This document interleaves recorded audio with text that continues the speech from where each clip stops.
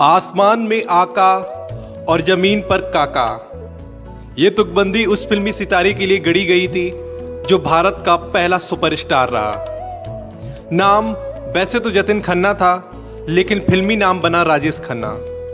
वो राजेश खन्ना जिनके फिल्मी कैरियर के बारे में सभी जानते हैं, लेकिन उनकी कहानी किसी फिल्म से कम नहीं है। बचपन में इतने गरीब माँ बाप के यहाँ पैदा हुए कि माँ बाप पाल पोस नहीं पाए, एक रिश्तेदार को गोद दे दिया।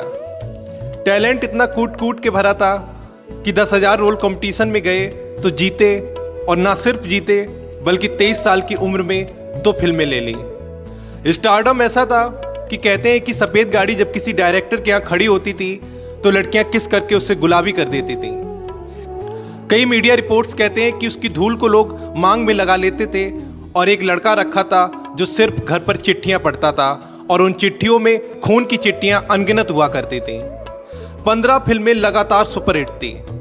वो स्टारडम देखा जो आज भी लोगों के लिए पैमाना है। लोग जलते थे उनसे, लेकिन अमिताभ बच्चन के आने के बाद चीजें बदलती गईं और राजेश खन्ना तन्हाई में जाते रहे। फिर वहां से वो दौर भी देखा जब घर में एक गुलाब का फूल जन्मदिन पे भी नहीं पहुंचता था।